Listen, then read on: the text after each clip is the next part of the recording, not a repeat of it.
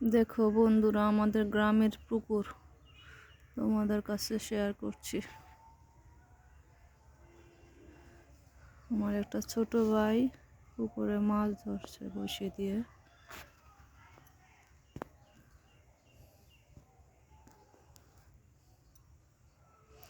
আসলে পুকুরটা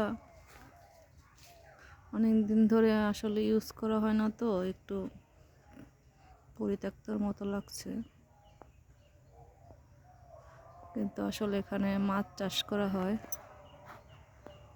বিকেলবেলা পুকুরে দৃশ্য দেখতে দেখতে মাছ ধরা দেখতে পাচ্ছি, ভালোই লাগছে।